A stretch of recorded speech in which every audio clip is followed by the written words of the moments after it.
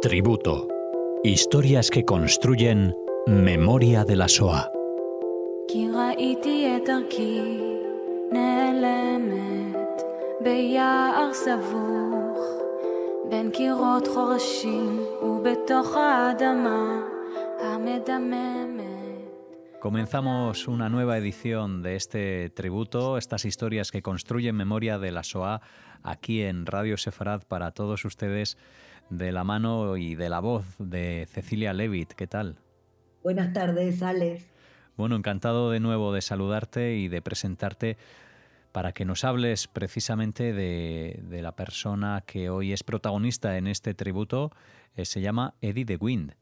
Sí, Eddie de Wind para mí fue un descubrimiento. Compré su libro, ¿no? Me encuentro con un libro que se llama Auschwitz, Última Parada, y bueno, lo leo, lógicamente, investigo un poco en las redes y me encuentro con una historia sumamente, bueno, emotiva, dura, que inmediatamente me la apunté para rendirle hoy un tributo, ¿no? Se lo merece muchísimo y voy a contar un poco su vida. Eliezer, él se llama en realidad Eliezer, ¿sí? Pero el apodo es Eddie. Eddie nace el 6 de febrero de 1916 en La Haya, en Holanda. Es hijo único de una familia judía cuyos padres, Henriette Sanders y Louis de Wind, ellos tenían una tienda de vajilla, de menaje del hogar, bueno, poco que les permitía una vida acomodada, y también debido a la vida, ¿no?, ajetreada de los papás, Eddie es educado por niñeras, ¿sí?, en una familia que tampoco era estricta en el aspecto religioso, tampoco eran creyentes. Cuando Eddie acababa de cumplir 3 años, su padre fallece. Y entonces, años más tarde, su madre se volvió a casar, y el marido tiene un hijo de 12 años y es así como viven todos juntos. Debido a estos acontecimientos, Eddie tiene un vínculo muy particular, muy especial, muy estrecho con su mamá. Y voy a dejar este tema, este vínculo, para retomarlo luego. Eddie es un muchacho listo, siempre estaba interesado por el mundo que lo rodeaba, y todos estos reveses, podemos decir, de su juventud, por suerte no le impidieron, ¿no?, consolidar una vida social exitosa, y por tanto ya en su juventud se encuentra con amigos por la noche para charlar sobre filosofía, sobre política, Nietzsche, Freud, Marx, el comunismo, todos son temas, ¿no?, que se convierten en temas como predilectos para Eddie. Cuando acaba el bachillerato ya comienza la carrera de medicina en Leiden.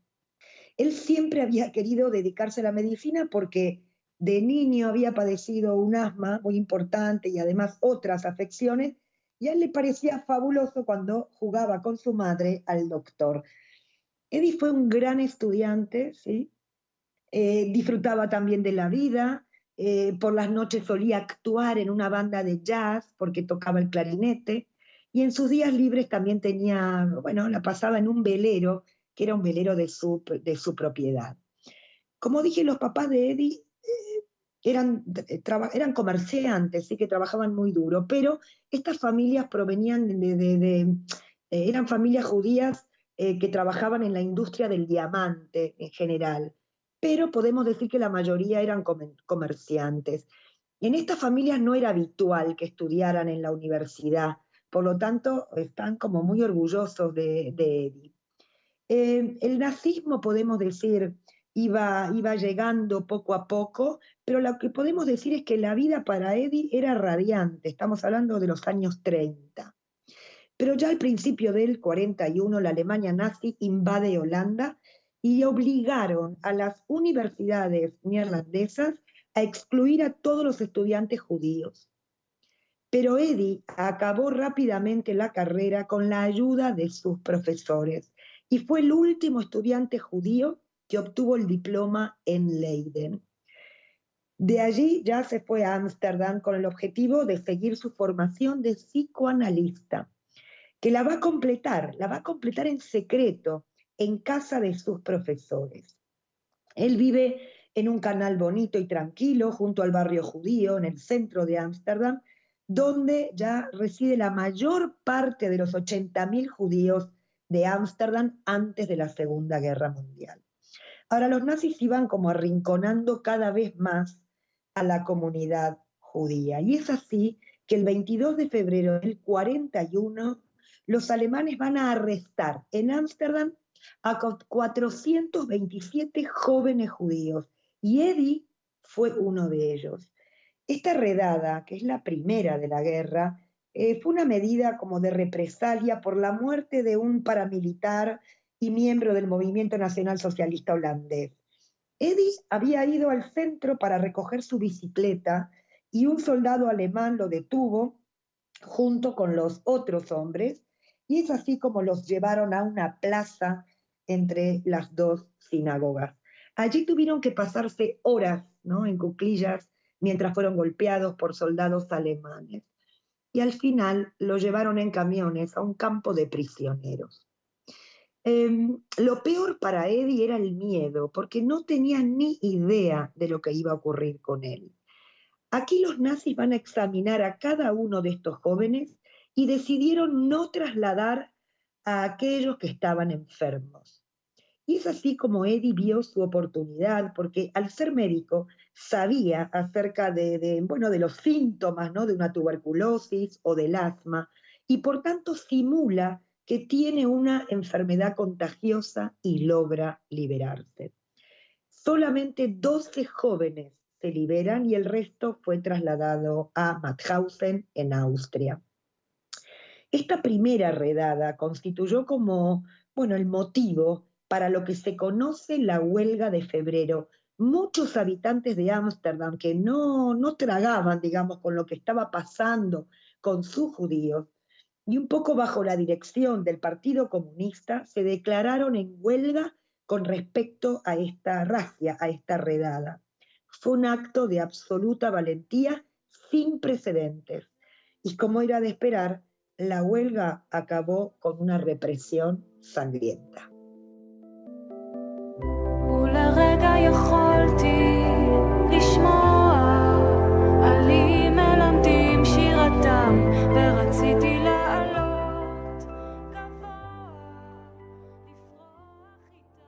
En 1942, Ámsterdam está totalmente peligrosa, y es así como Eddie se oculta en casa de unos amigos de su madre en La Haya. Desde allí va a intentar huir a Suiza, pero no hubo suerte, porque cuando llegó a Amberes, ahí no encontró a su contacto, por tanto regresa a Holanda. Por otro lado, esta huida fracasa tal vez porque Eddie no quiere dejar a su madre. Os recuerdo que hablé de este vínculo estrecho que tiene con su madre. Pero cuando Eddie regresa, su madre es detenida y trasladada a Westerbork, que es el campo de tránsito. El Consejo Judío era quien mediaba entre los nazis y la comunidad judía de Ámsterdam. Ellos, es decir, el Consejo Judío, está buscando médicos judíos que quieran trabajar de voluntarios en el campo. Y a los médicos se les ofrece como una garantía de que podrán quedarse allí, en el campo, y que no serán deportados. Incluso que cada 2 semanas se les iba a permitir pasar un fin de semana en casa como un hombre libre. Y Eddie, por el vínculo que tiene con su madre, porque sabe que ella está ahí, se presenta voluntario. También él pone la condición de que se le permitiera a su madre quedarse en el campo, por tanto, que no la deportasen. La promesa resultó no tener ningún valor, porque cuando Eddie llegó a Westerbork, un par de días después, su madre ya había sido trasladada a Auschwitz junto con su marido y el hijo de 12 años. Westerbork era un campo bien conservado, ¿no?, con una administración que funcionaba bien. Esta administración estaba formada por los judíos. Aquí hay suficiente comida, hay toda clase de servicios y equipamiento, hay un hospital, hay un teatro, pero por supuesto que eran los nazis quienes mandaban allí, y obligatoriamente toda la semana había que realizar un transporte. Eddie era uno de los médicos directivos de este pequeño hospital y es allí donde trabaja muy, muy duro. Eddie trabaja con una enfermera que se llama Friedel Komornik. Es una enfermera de 18 años procedente de Alemania.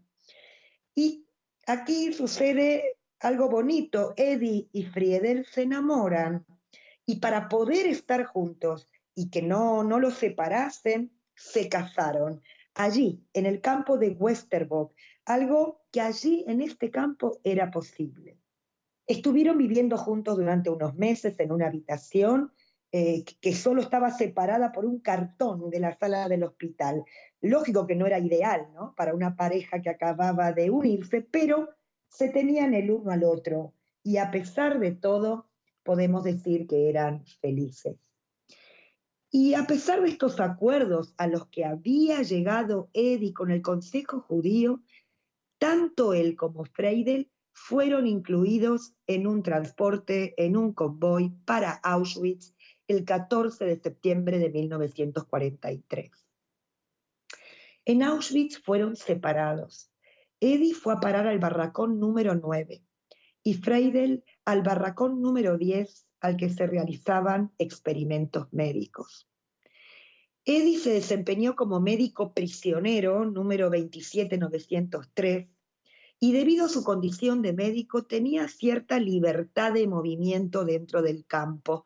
Él habla muchos idiomas, alemán, holandés, francés, y esto lo ayudó a comunicarse y a encontrar la información necesaria para sobrevivir. Pero lo que realmente lo hace luchar por sobrevivir fue el amor por Friedel.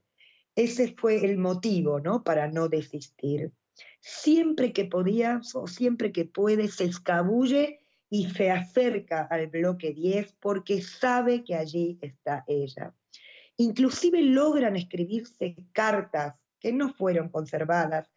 De Win dice: hay 17 pasos que separan los bloques 9 y 10 de Auschwitz, solo 17 entre sus dos muros de ladrillos desnudos. 17 pasos de hojas secas.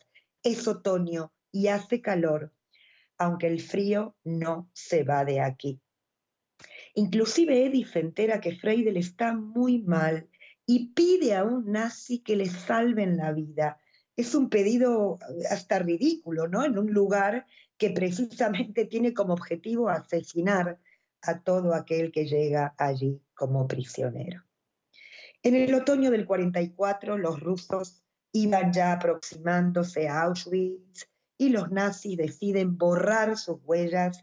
Por lo tanto, ordenan a los prisioneros, entre los que también se encuentra Friedel, que fueran hacia el interior de Alemania, en lo que después se conoció como las marchas de la muerte. Eddie, en cambio, se escondió y se quedó en Auschwitz sin saber nada de Friedel. Y así, en ese estado traumatizado, encontró un lápiz y un papel y se puso a escribir.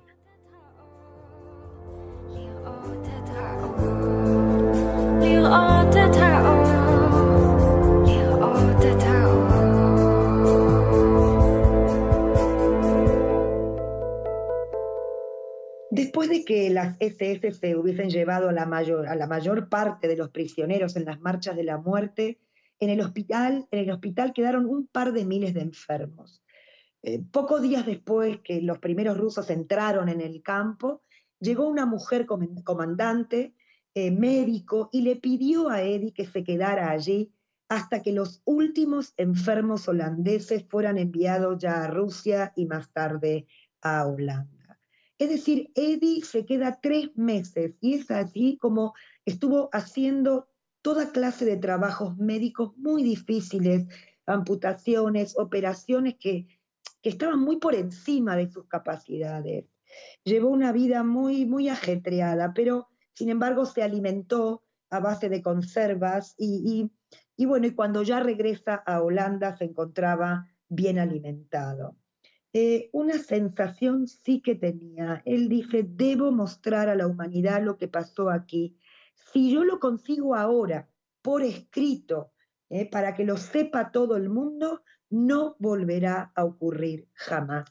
Y es así como se hace de un cuaderno muy grueso, que todavía hoy se conserva, y allí escribe una interminable, un relato con letra muy pequeña, sentado en el borde de su camastro, ¿no? de un antiguo barracón de los polacos, allí todos los días escribía.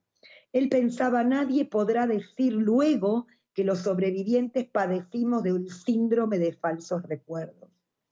Como los Países Bajos no habían sido liberados todavía, Eddie va a pasar a formar parte del Ejército Rojo, va a seguir la retaguardia del frente para ayudar a los soldados heridos. Y durante todo ese tiempo no tiene ni idea si Freire está con vida. Él está convencido de que ha muerto, pero también comienza a escuchar que hay sobrevivientes de aquellas marchas y por tanto vuelve a tener esperanza. El 23 de mayo, allá cuando acaban de liberar los Países Bajos, Eddie envía desde Ucrania una carta a la Cruz Roja de los Países Bajos. Y él ahí confía en que aún Freire vivía y que la Cruz Roja podría encontrarla.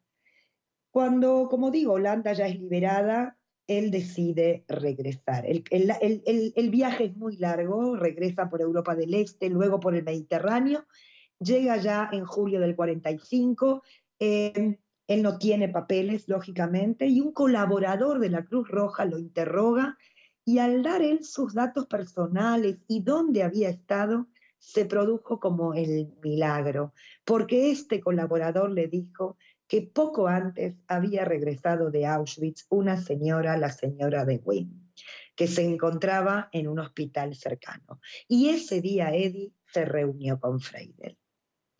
Eddie y Freire ambos salieron muy perjudicados de la guerra. Eddie sobre todo psíquicamente, ¿no?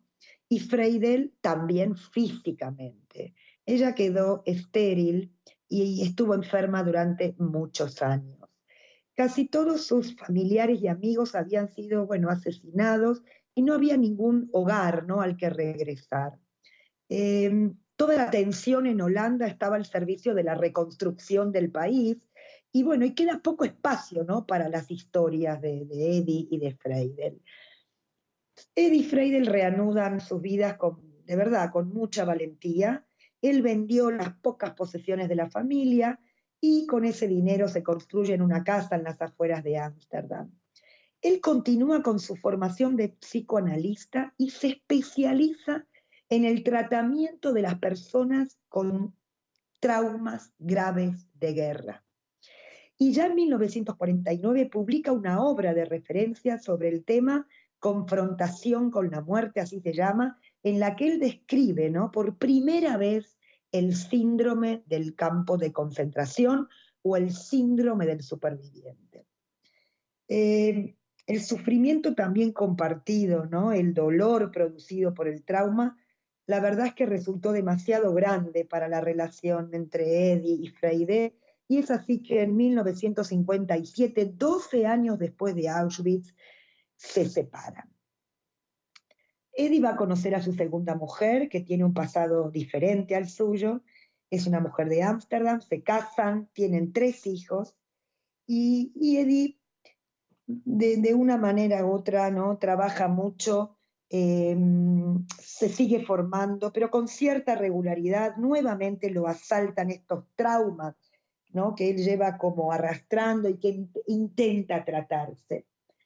Ahora Eddie con el tiempo se convierte en un orador muy solicitado en congresos internacionales, sobre todo en lo que trata de las consecuencias de los traumas de guerra. Eddie concluye en muchísimos artículos que los traumas no terminan con los directamente implicados, sino que son transferidos por los supervivientes a su descendencia.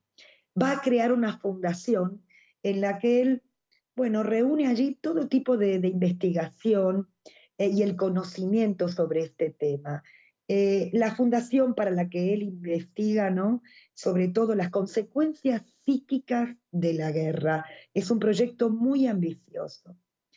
En 1984, 3 años antes de su fallecimiento, recibe una condecoración por parte de la reina que lo nombra oficial de la Orden de Orange-Nassau. Eddie falleció en 1987 a los 71 años. Muchos se preguntarán qué sucedió con aquel libro que escribió en Auschwitz, al borde de este camastro, ¿no? En el propio infierno. Él quiere publicar y lo hace. Él decide publicar su historia después de la guerra. En el 46 llama a este libro que él no toca, así como lo escribió, lo llama Auschwitz Última Parada, lo va a publicar una editorial comunista de Republiquet, pero por desgracia al poco tiempo de la publicación se produce la quiebra de esta editorial y por lo tanto el libro deja de estar a disposición del público y un poco cae en el olvido. Pero hasta 1980 él no realiza ningún intento, pero en ese año aparece una reedición, ¿no? Él quiere volver a publicar, consigue una nueva editorial, lo publica, pero nuevamente hay problemas con la editorial. Pero él está empecinado en publicar porque él siente que hay un resurgimiento de la intolerancia y la violencia en el mundo actual. Estamos hablando de los años 80. Él ve en este libro como una historia con un valor universal que muestra, bueno, sobre todo cómo algunas personas siguieron ayudándose, siguieron amándose entre sí en esas circunstancias tan infrahumanas. Pero esta editorial, como dije, también quiebra y el libro desaparece de la faz de la tierra. Por tanto, Eddie nunca, por un lado, nunca se le fue de la cabeza la idea de que el libro saliera a la luz. Por tanto, será su hijo, que en el año 2019 va a sacar este libro con traducción a diferentes idiomas. En España es la editorial Espasa que lo saca a la luz en el 2019 y Estados Unidos en el 2020. Eddie escribe un epílogo poco antes de su muerte que está incluido en este libro. El cuaderno original de Eddie que él escribió está expuesto ahora en el Museo de Auschwitz-Birkenau. Y el libro, después de 75 años, puede estar al alcance de todos nosotros. Y esto es un homenaje también, este libro, ¿no?, a todos los que han sufrido el terror y la violencia. Sobre todo es el deseo de Eddie, ¿no?, que escribe al final de su historia, dice: debo seguir viviendo para contarlo, para contárselo a todo el mundo, para convencer a las personas que todo esto ha sido verdad. Este es mi tributo para Eddie de Guin.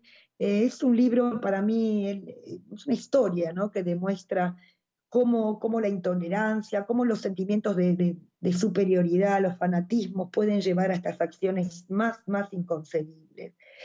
Tengo el libro ahora en mis manos y de verdad que lo aconsejo, es un testimonio único. Para mí, yo lo siento como un imperativo, como una orden, ¿no? De verdad, siento que Eddie nos da una orden: nunca olvidar, educar a las nuevas generaciones, contar, decir, gritar, sobre todo porque si esto sucedió, puede volver a suceder. Y con esto me despido. Gracias, Cecilia, por compartir de nuevo este tributo, en el caso de hoy, a la figura de Eddie de Guin. Nos esperamos aquí, tanto a los oyentes como a ti, en una próxima edición. Gracias y hasta la próxima. Gracias, buenas tardes.